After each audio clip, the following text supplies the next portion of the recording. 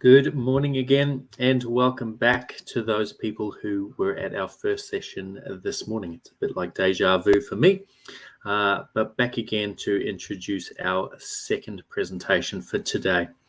I also just want to take an opportunity to really thank those of you who are tuning in. We appreciate that you're taking time out of your working week as well to join these sessions, and we really hope that they are of benefit for you all as well. But for those who haven't seen the spiel already, thank you to our sponsors of National Safety Month. We have a bunch of prizes to give away throughout the month, and you get an entry for joining in on these sessions.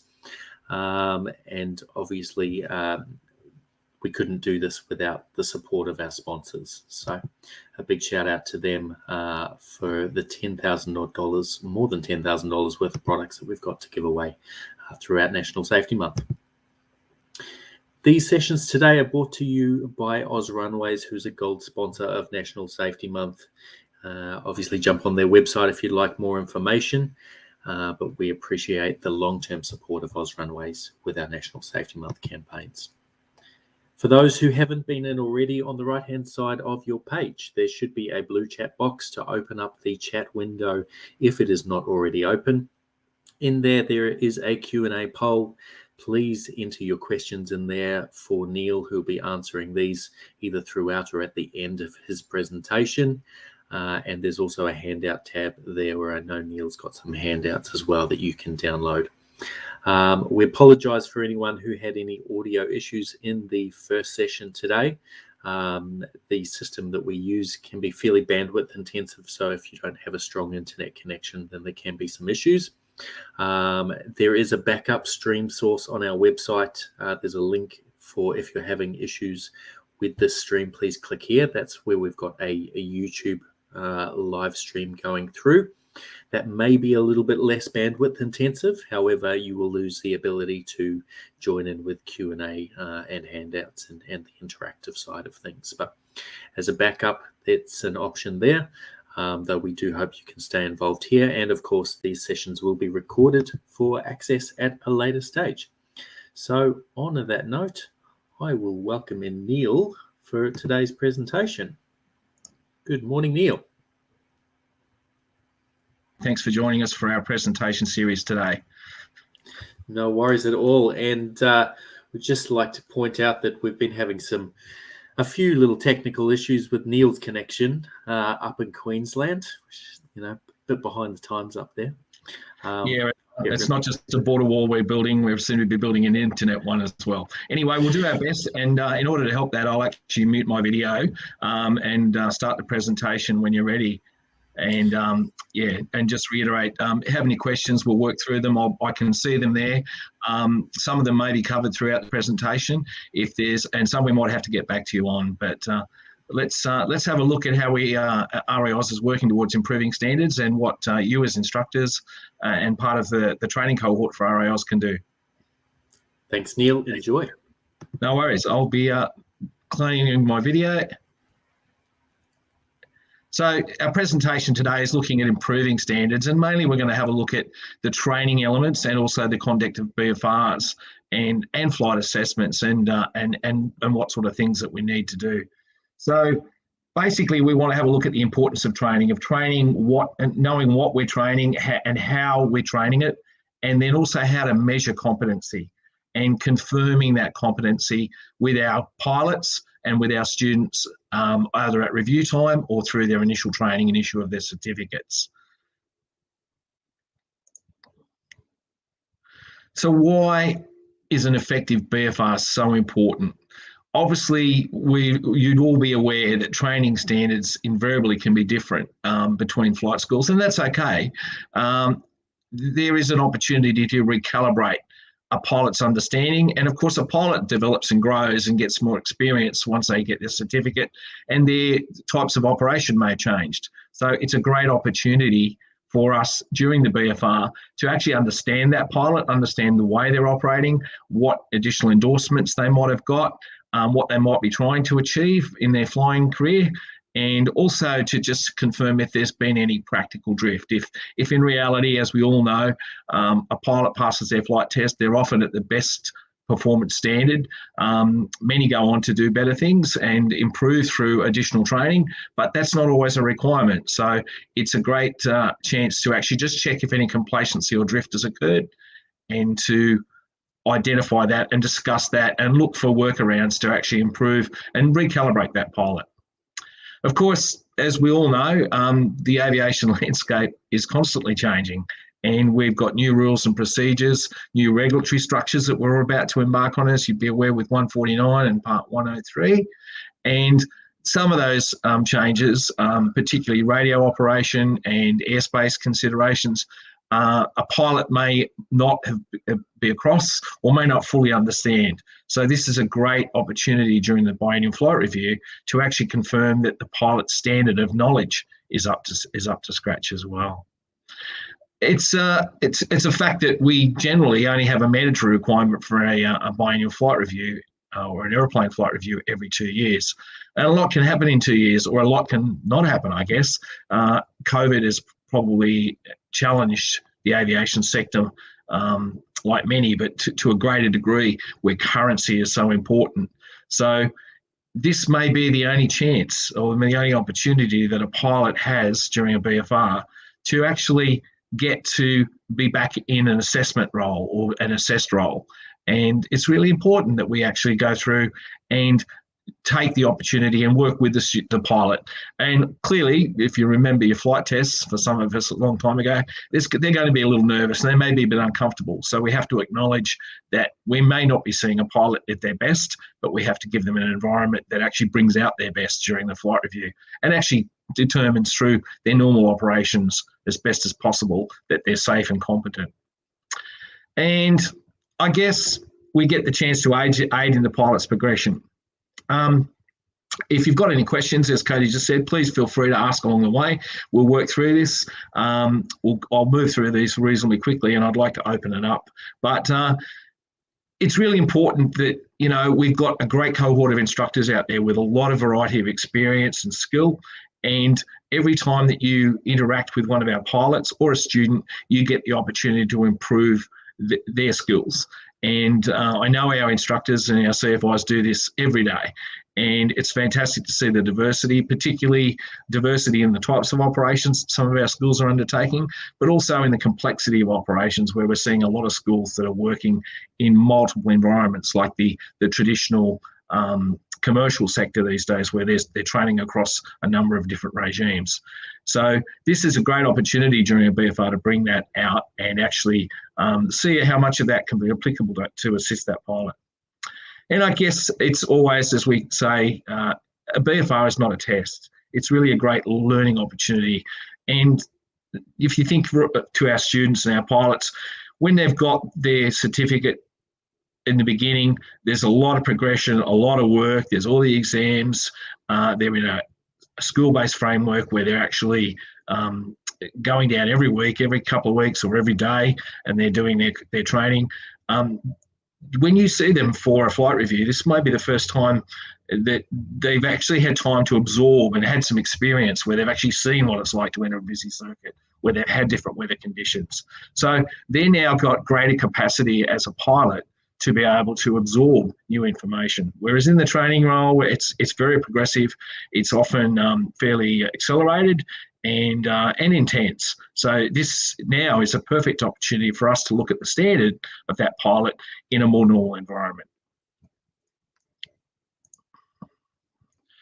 So I guess the question we have to ask ourselves when we look at standards and where we're at as an organisation, and let's remember we're a sport organisation where we're dealing with recreational flying, but given that has changed so much in the last 10 years, where pilots are utilising RAO's flight training and the RAO system to actually become more accessible, to actually use it as a platform for a career, to engage, and it enables them. So there's a lot of different reasons why people are flying in the RAO system. And it's really important that we actually look at how we interface with the rest of the industry in terms of our standards. And I guess when we do an assessment for a new issue of a certificate or a rating, or we are doing a renewal or a review of a pilot, it's an opportunity to determine what the level of competency the organisation is presenting to the industry.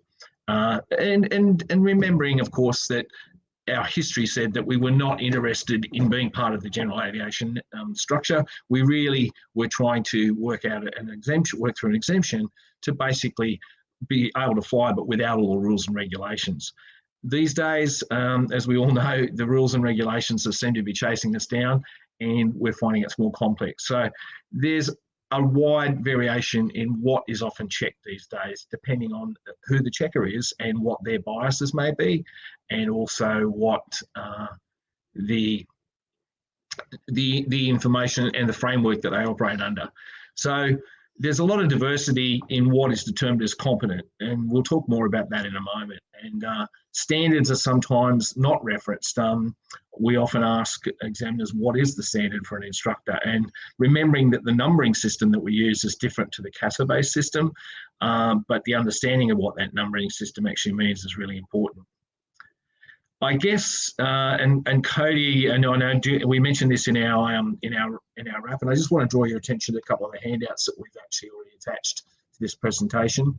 Over in the handout section, we've got a very good document that the operations team and myself, we will put together about what to expect from the BFR. It's part of our wrap series, and it actually looks at in detail a description of the sort of things that an examiner will be expecting, and we expect you as examiners to be able to reference this document. And I would encourage you to actually make sure that you forward it out if somebody rings up for a flight review, that you actually forward this out to them, or you bring it to their attention and make sure that they reference it. I did one just 2 days ago at 2 pilots, and they said it was really great that they had a whole framework and a plan of what I was going to be assessing with them on their flight review.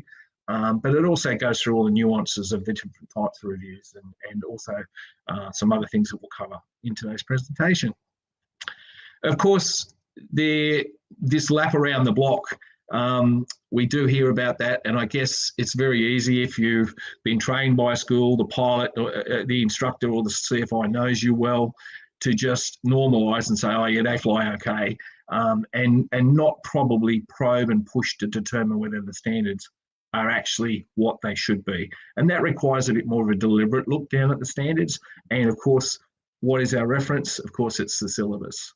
And from the pilot's point of view, there's a lot of trepidation when it comes to being assessed, whether it be for a BFR. It's obviously in an examination, when you're doing a flight test, it's pass or fail. And I guess that's all that the pilot's really concerned about. But we've got to change that mindset that this is really a learning opportunity and a calibration opportunity. And I look forward to BFRs. Yeah, I mean, it's always interesting to see how an examiner might do things differently, or what hot buttons they might have. But it's really important that we try and engender a culture that says a BFR is an opportunity, it's not a threat. And I think that's how we actually will get a major improvement in what we do.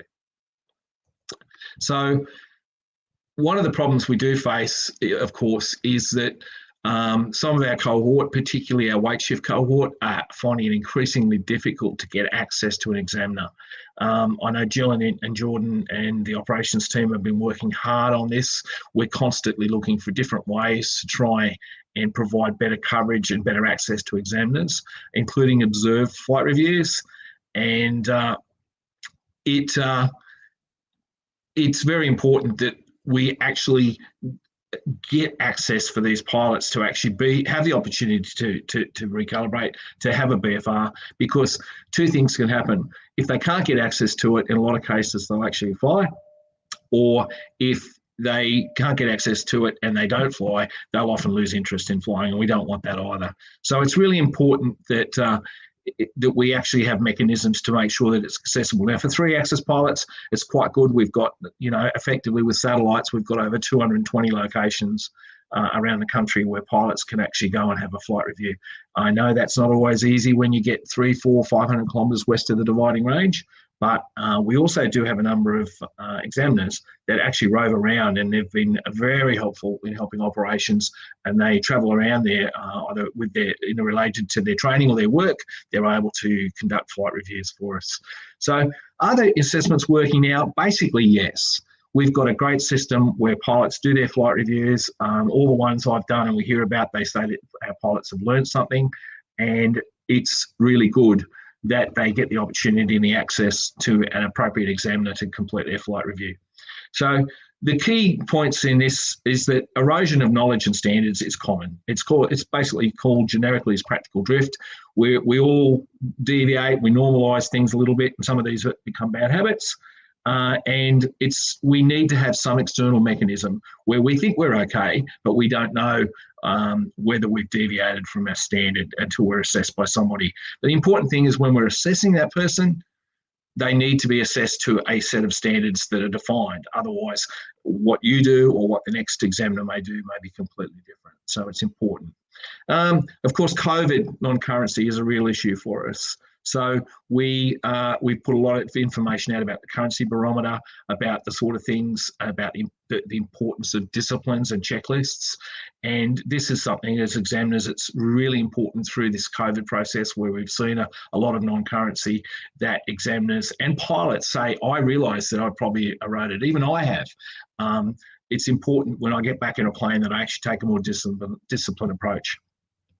So, and of course, as I said, this is a confirmation and a recalibration of standards, which is essential for safety outcomes, and we'll talk more about that. I'll just stop for a moment and just have a look at some of the questions. Peter, welcome Peter, how are you today? I know of someone who has applied to be a pilot examiner in my area and this application was refused, yet not any PEs in our area. I'll talk about that, Peter, and we'll talk about standards and process. So, and this is really good because it opens up a discussion about it. But I'll park that for a moment, and let's just talk about the standards for a moment. So, what are the required standards? I hope everybody out there who's an examiner or instructor right now understands this clearly, and they knows where do you find them. And it's interesting that the standard 2 is the RL syllabus standard that's in the first page in the introduction to the syllabus of flight training. Standard 1 is the standard for instructors. Now, they're just numbers, and while we might write them on a training record, it's really important as examiners that we understand what they mean. And it's really important that when a pilot comes to us for an assessment, or even before a test, when we're issuing a certificate, we actually clearly understand what standard we're expecting in terms of either the flight review or the issue of a certificate, or in my case, where I do a lot of instructor assessments, what we expect for an instructor. And if you're a pilot examiner out there, you'll be in the same boat as myself, or a regional operations coordinator. You'll be tasked by operations to go out and to perform a number of assessments, particularly for instructors and for CFIs. It's really important that the composite of standard for those instructors who are then going to go on and teach possibly hundreds, maybe thousands of pilots over the next 10 years, that we actually set and determine a standard that's appropriate, so that we're not trying to fix up a whole bunch of problems 10, 15, 20 years later. And this is how we actually go towards improving standards. We don't fix these things overnight. We basically have to set it, make sure that the standards are understood, and then how we interpret those standards in terms of any of the assessments we do. So we've got a lot of tools we'll talk about in a moment, but obviously the Flight Instructor Reference Manual, which we created 3 years ago now, it's been very well received by our CFIs and our instructors. It's available on the instructor portal for access, and you can purchase it through the RO shop, which we'd encourage every school and every examiner to have a copy of it in some form. But it's really important that we actually use clear references and guidance for what we expect in an assessment. So normalisation and invulnerability have no place in the training environment. And I say that because it's very easy to just say it's okay to do that, or yeah, look, that's acceptable, or we do it this way here, without explaining why. And we see a lot of people say, oh yeah, but I was always told you make 5 radio calls in the circuit. It's important, if we're going to deviate from a standard, that we actually explain, if it's a local procedure, why it's a local procedure and what the standard is. Otherwise, we're just promulgating and we're just enhancing a problem that pilots think, based on what they were told, that this is the standard and this is what has to be done. And of course, then we go to a CTAF where we can't get a word in edgeways because there's people talking about everything except what they're supposed to be talking about. So the required standards are important for examiners to make sure that we adhere to and that we know what they are.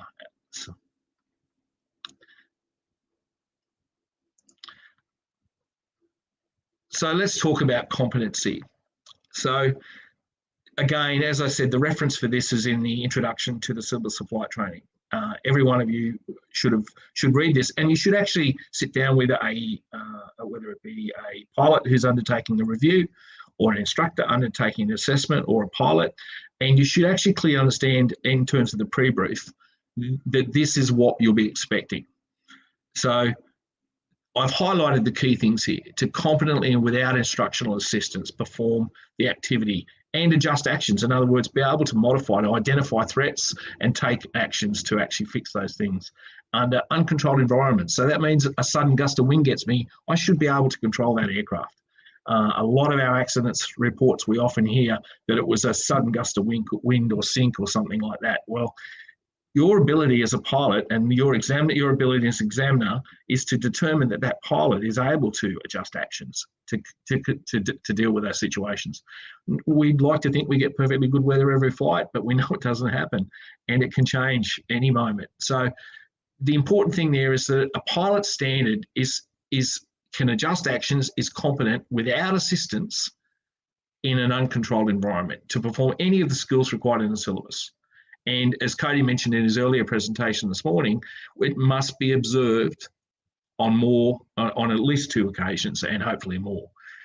If you see inconsistency in competency with a pilot, then you should mark up the training record to show that, look, there were 3. I had to provide a bit of supervision and I was actually prompting them, but they actually did. Once I prompted them, they came through it. So that says that they do understand what to do, but it hasn't become normalised. It hasn't become embedded as a primacy in their behaviour. And that's probably one of the differences between Standard 3 and Standard 2. We can rote teach a pilot through up to Standard 3, where they just perform a task based on exactly what we tell them to do. But the difference in an uncontrolled environment and the ability to manage, adjust and identify is one of the key differences in Standard 2. So I think this is an important discussion as to talk about, and I'll be keen to hear comments in a moment as to what pilots think about how they determine competency and the measures that we use. Of course, Standard 1 represents the instructor's ability to competently perform any required activity in the syllabus, and quite frankly, probably some that even aren't in the syllabus, with a high degree of accuracy.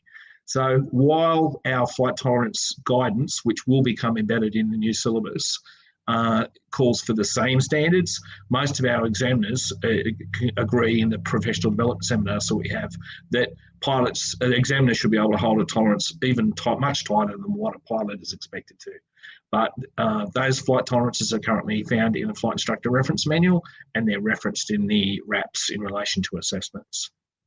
So they have a high degree of accuracy and in a professional and competent manner. I once heard a CFI on the radio that went open mic was yelling at a student in the circuit.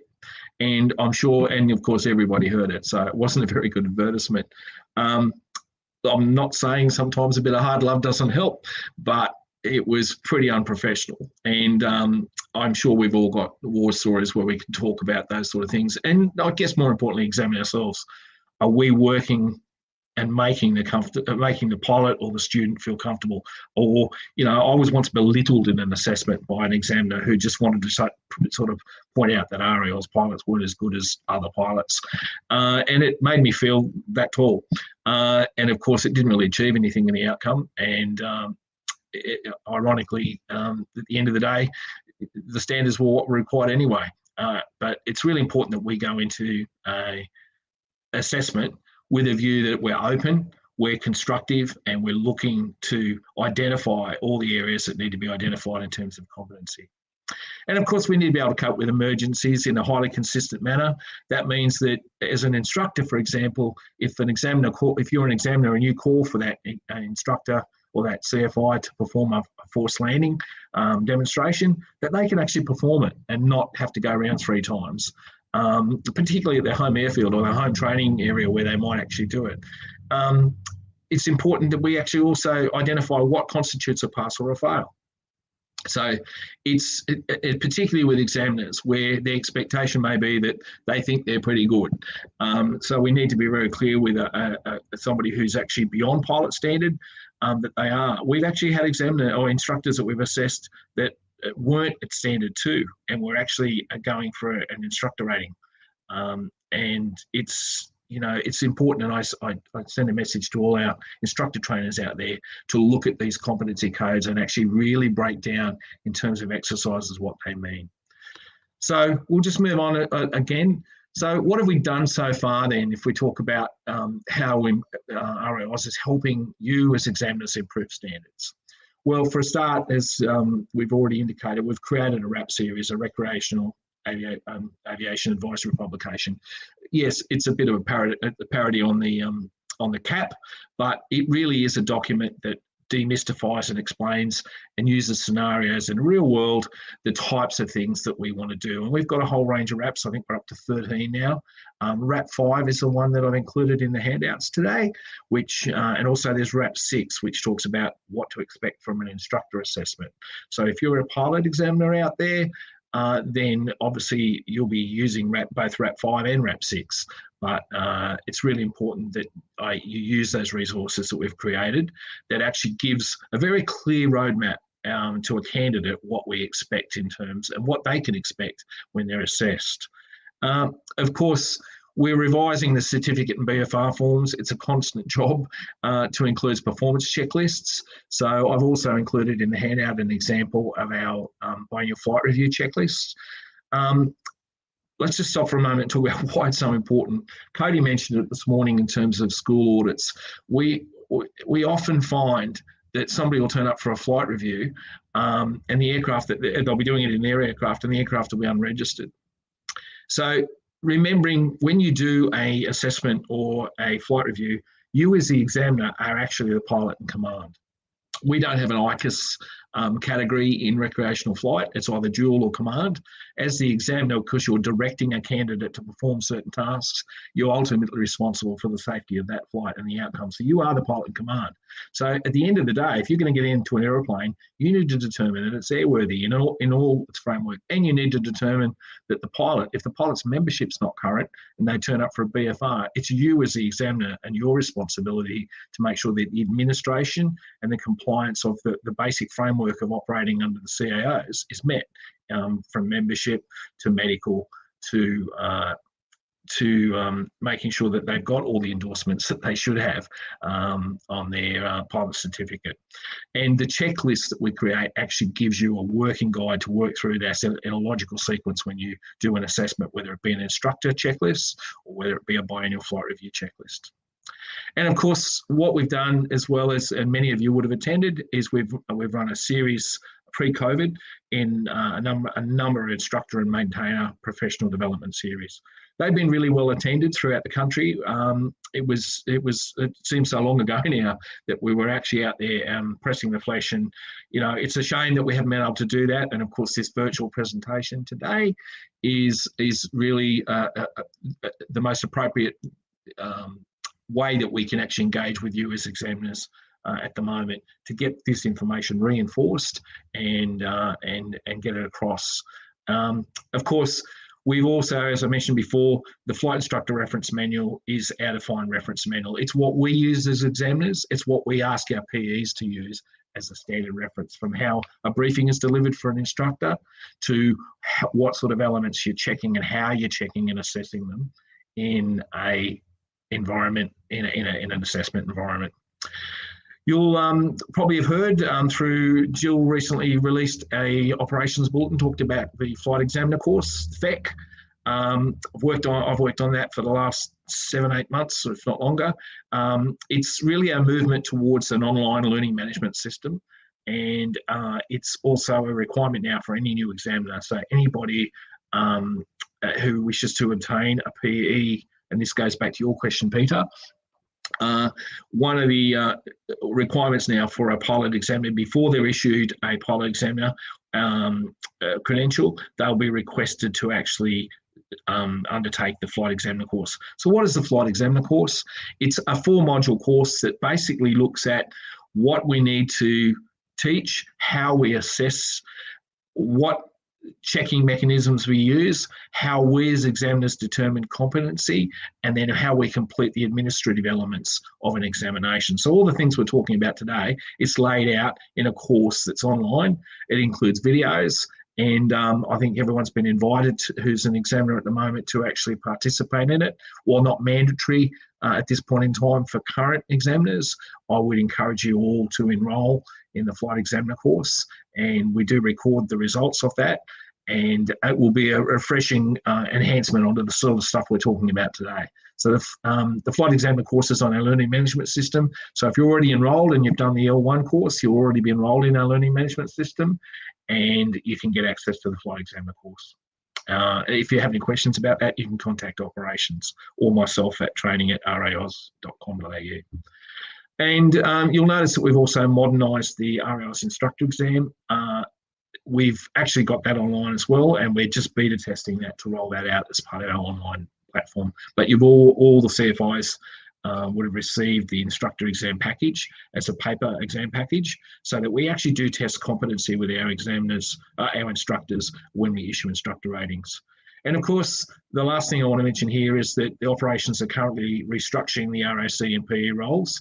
Like in L2, they've only ever been 2-year appointments, but we do want to make sure that our examiners are current, they're up to date with industry standards, that in this case they've actually sat the Flight Examiner course, and that they actually understand the administration connectivity and what operations want, because our examiners, you in the field, are our contact point with all our pilots, and over 9,000 pilots.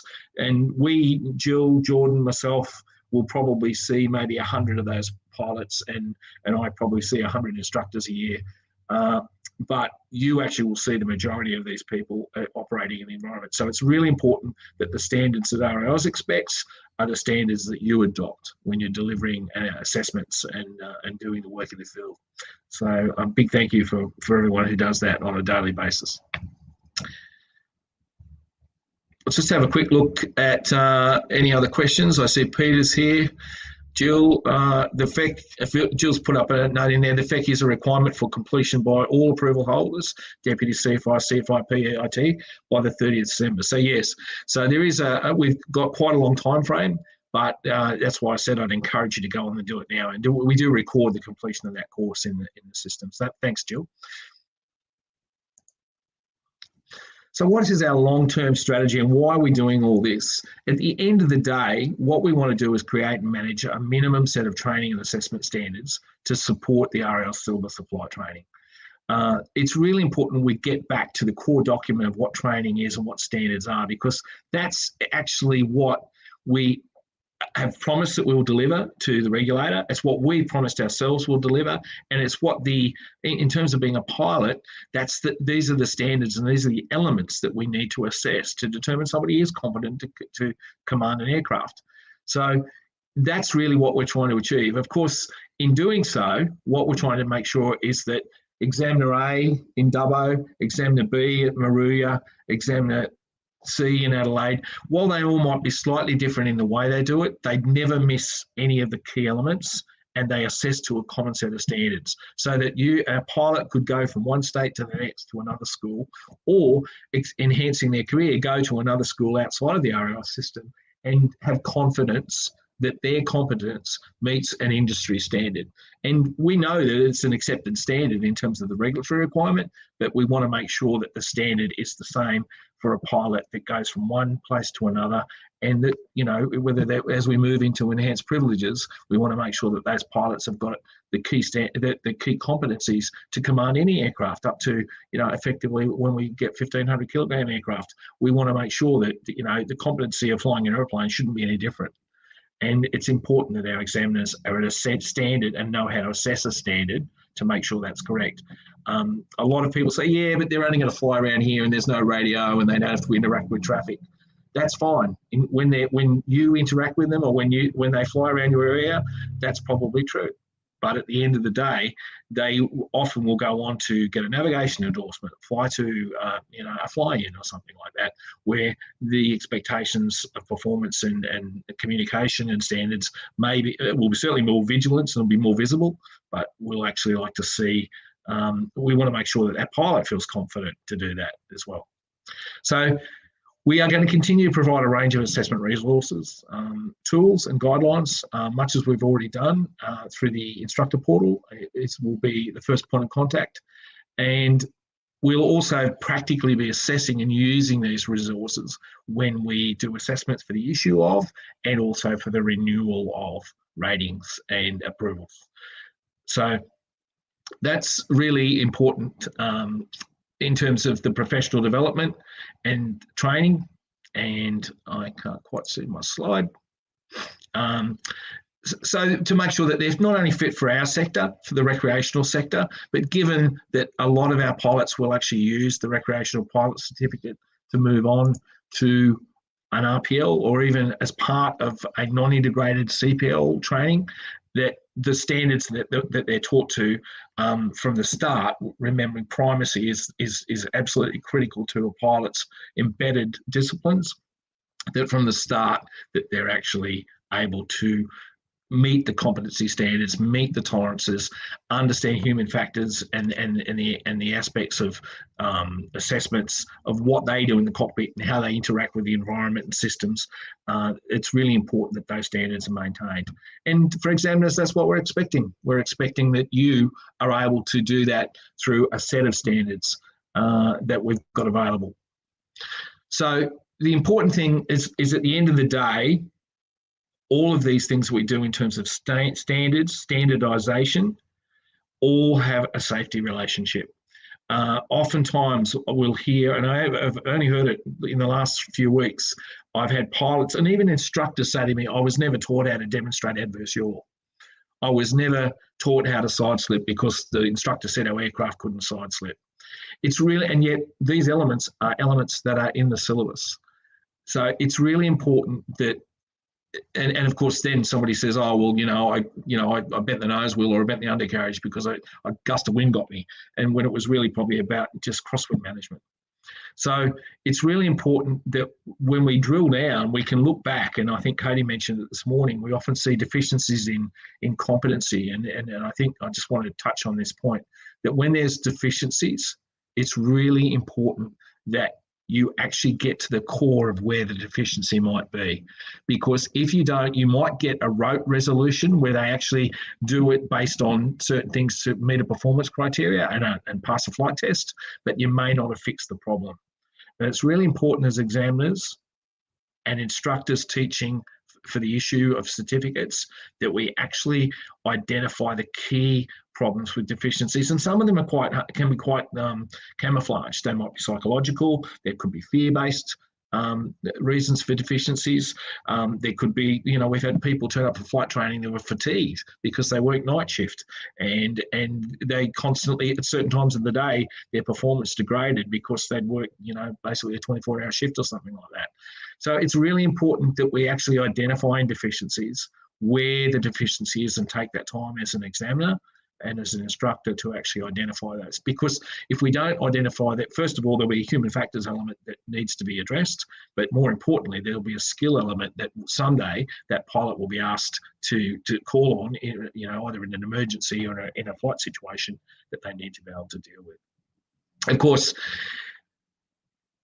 a couple of key areas we talk about is that, and I know Jill, and we've talked about this at PDPs, is that while there's a progression through the syllabus, it's really important that we actually spend time to allow a pilot to actually understand the full effects of controls, primary, secondary, further, and ancillary controls, because all of these skills that are taught in the first 6 lessons all come together.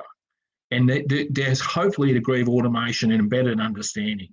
And it's really important that we actually build through a range of scenarios where these skills get practiced, not just in the circuit. Cody mentioned before, one of the things we see in audits is 20, 30, sometimes 40. I think we've actually had situations where there's been nearly 60 hours of circuits. And you can just imagine how a pilot paying $300 an hour or $250 an hour is feeling personally, and also when these things are happening. So what we've got to do is I would implore you to spend more time in a variety of exercises where the pilot and the student can be assessed, where there isn't the pressure of radio and circuit spacing and other traffic, where they can actually really hone their stick and rudder skills. It's one of the key foundations of why RAS pilots are so good, is because we've had to be better at control management of low inertia aircraft. So we don't want to rob our pilots of the opportunity to actually practice in a nice, safe, clear environment in upper air work where they can actually really understand that before we move to more complex operations. And it's, as it says, it's an investment in your student. And, you know, they'll come back, the word of mouth will get out that your teaching standards are high, that their success rates are high. And we've got a number of schools that are doing this actively within their syllabus. And we're seeing that they're getting faster time to solo, less regression, and they're getting better appreciation of potential risks and loss of control events. So this is why it's so important to build this investment in both training but also in assessment. So look, at the end of the day, I'm just about at the end of the presentation. Bill, welcome Bill Jen. The BFR should be preceded by an RAS produced and managed online quiz that covers changes in standards and procedures as well. Look, and Bill, a very good question you've raised, a very good comment you've raised. One of the things we do is we like, because those questions can vary based on the needs of the pilot, we actually ask the examiner, the senior instructor or the CFI, to actually take that responsibility on board. There are so many variables. Obviously, there's core questions, and we have got a radio quiz that we put up there earlier this year to try and address deficiencies in radio understanding. And it's still available. You can grab that straight off the RAS website, and I would encourage you to not only distribute the BFR wrap, but also get them to actually do their quiz. And yes, we will be building more training resources where some of this stuff can be done. We're already doing it now. Jill and Jordan have got, we've got CFI questionnaires, we've got the instructor exam. So we're building it from the top down. There's no point, and we don't have the resources to go out and actually fix the standards of 9,000 pilots. We just don't, we would never be able to do it. But what we can do is ensure that the examiners, from our pilot examiners and ROCs, that they understand clearly what standards are, how to assess those standards, and what are our expectations. They pass that down and determine assessment to CFIs and instructors who they're recommending the issue of ratings for, and thereby those standards become embedded as we move forward. And of course, then the pilot, our student and our new members are the ones that benefit from that degree of top-down standardisation. So at the end of the day, I've just put a couple of notes down the bottom of this slide that talks about time to take and to practice in a variety of situations in a training environment with embedded understanding. So when you practice something and you do it in a number of different scenarios and you take the time, you actually develop understanding. And when you have understanding of why the aircraft behaves in a certain way, then you know how to make the aircraft behave the way you want it to. And that basically rolls up competence for a pilot. And of course, that ties in nicely with the PMI, which says teach it thoroughly first. So if you teach something well and you spend the time investing in a pilot at the base level with core skills, then those will become ingrained. And so when a pilot is loaded up in an emergency or a high stress situation, those ingrained skills are embedded and they don't revert to pull the stick back or something like that, because that's a fear-based response. As much as, you know, we always struggle as the human being we are to overcome these natural human reactions. So basically that's the presentation. I totally agree with you, Bill.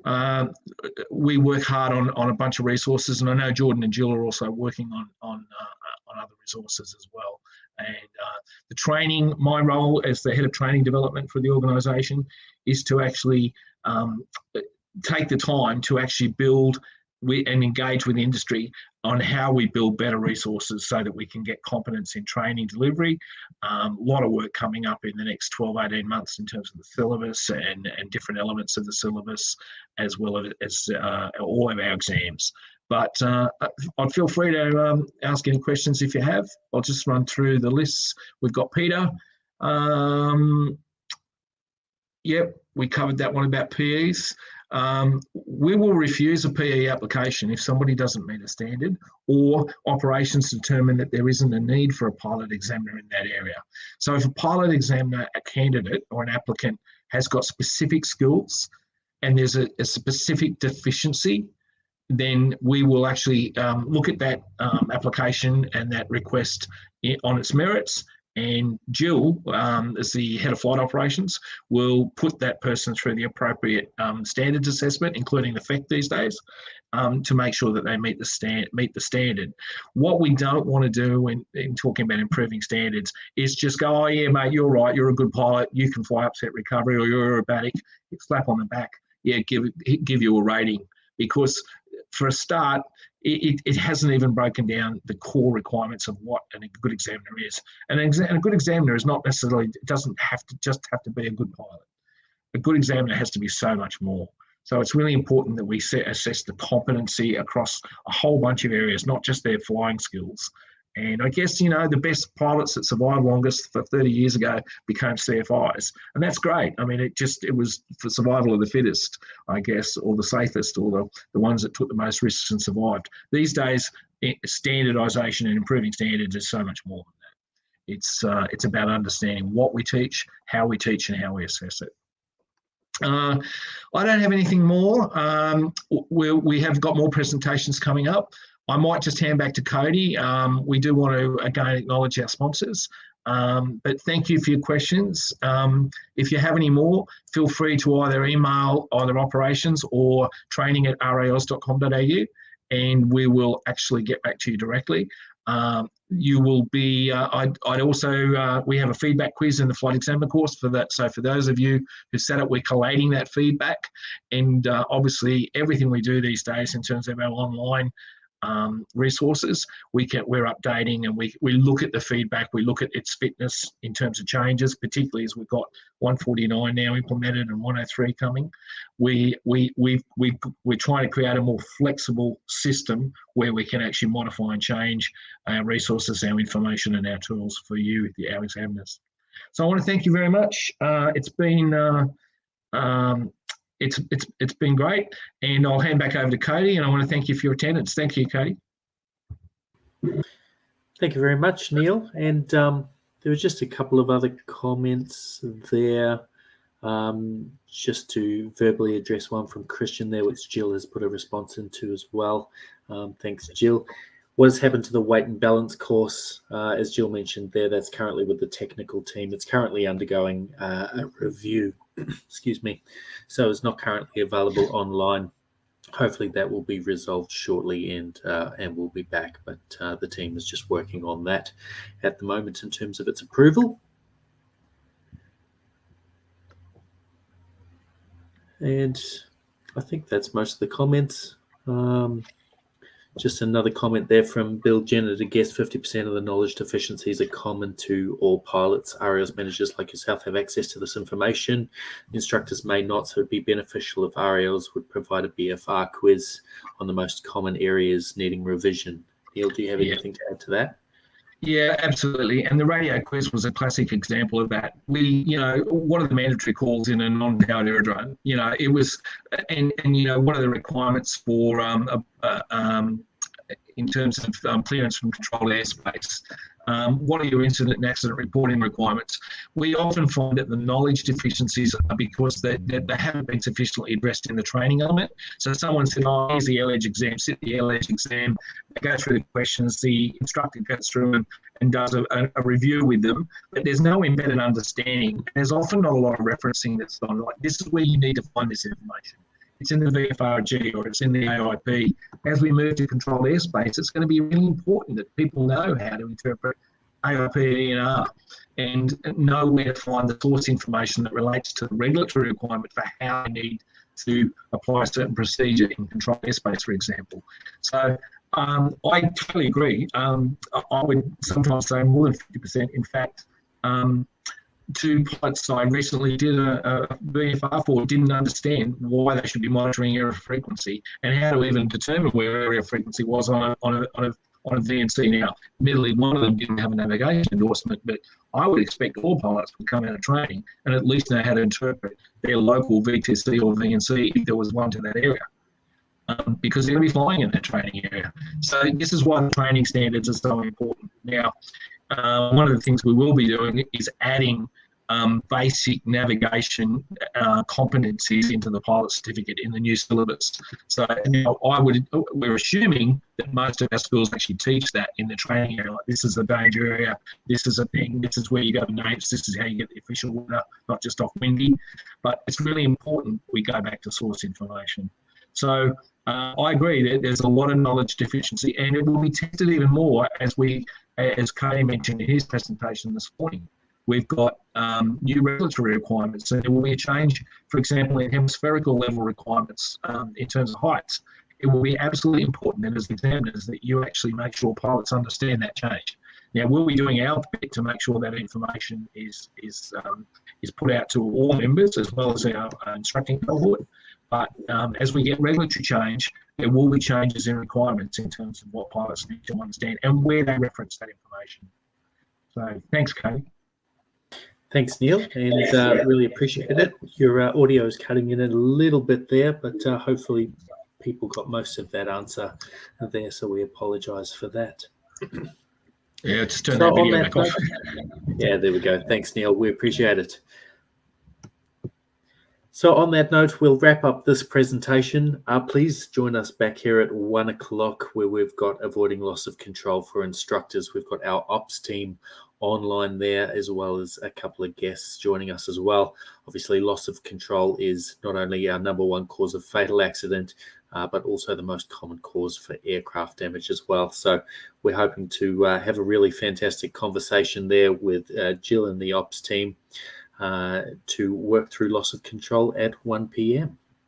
So once again, I'd just like to thank Oz Runways, who's our gold sponsor for today's seminar series, as well as all of our National Safety Month sponsors for allowing us to bring these presentations to you, as well as the wonderful giveaways we've got throughout National Safety Month.